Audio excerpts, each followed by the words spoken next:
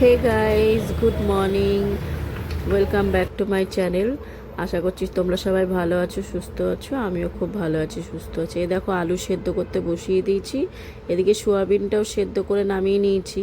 এদিকে দুধ জাল হয়েছে। আর এই দেখো মেথি শাক, আগের দিন যে মেথি শাকটা করেছিলাম, মানে আগের ভিডিওতে তোমাদের দেখিয়েছিলাম। তো সোয়াবিনটা একটু ভেজে নেব। সয়াবিনটা একটু নুন হলুদ দিয়ে ভেজে নেওয়ার পরে আলুটা ভেজে নেবো। ও, আলু তো ভাজা হয়ে গেছে, তোমাদের দেখাতেই ভুলে গেছি। দাঁড়াও, দেখাচ্ছি আলু ভাজাটা। এই দেখো কত সুন্দর আমি আলু ভেজেছি, দেখেই মনটা ভরে যাচ্ছে আলু ভাজাটা দেখে। যাই হোক, সোয়াবিনটাও ভাজা হয়ে গেছে, লাল লাল করে একটু ভেজে নিয়েছি। ভেজে নিলে সোয়াবিনটা বেশ ভাল লাগে খেতে পরে।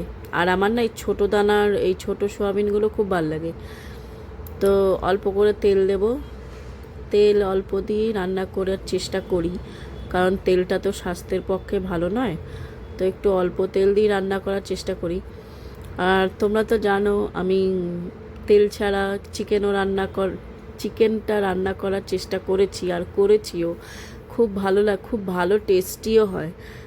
কেউ যদি ভিডিওটা না দেখে থাকো, প্লিজ গিয়ে দেখে নিও। তেল ছাড়া চিকেন রান্না করেছি আমি, খুবই টেস্টি হয়েছে, দেখে তোমাদের ভালো লাগবে। যাই হোক, একটু পেঁয়াজ পেঁয়াজ পেঁয়াজ ফোড়ন দিয়ে আমি এটা ভেজে নিলাম। আর মশলাটা দেখেছো পুরো হলুদ, মানে হলুদ না, সরি, সবুজ। তো সবুজ কারণ এখানে শুধু কাঁচা লঙ্কা, কোনো শুকনো লঙ্কা কিচ্ছু নেই।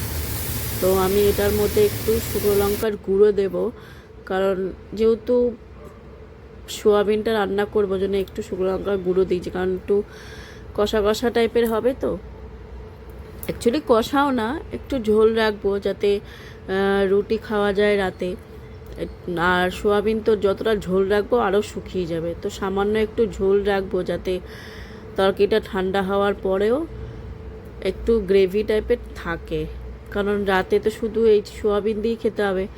দুপুরবেলা তো মেথি শাক আছে, ওটা দিয়ে দুটো সোয়াবিন আর মেথি শাক দিয়ে দুপুরবেলা হয়ে যাবে। আর রাতে তো শুধু সোয়াবিনটা দিয়েই খেতে হবে। তো আমি একটু জল দিয়ে দিলাম, জল দিয়ে সোয়াবিনটা একটু ভালো করে কষিয়ে নেব। কষানোর পরে আবার একটু জল দেবো ঝোল রাখার জন্য। তো চলো তরকারিটা করি। এ দেখো গ্রেভি, মানে ওই জলটা কিন্তু শুকিয়ে গেছে। এবার এই জলটা দিলাম হচ্ছে কি ঝোলটা রাখার জন্য। তো এটা ভালো করে ফুটিয়ে তারপরে হালকা একটু ঝোল রাখবো। চলো গ্যাস বন্ধ করে দিয়ে দেখো রান্না হয়ে গেছে। টানটানা, দেখো এখানে দেখে মনে হচ্ছে অনেক ঝোল, সত্যি একটু অনেক ঝোল আছে, কারণ এটা আর একটু টানবে, মানে সোয়াবিন খাবে।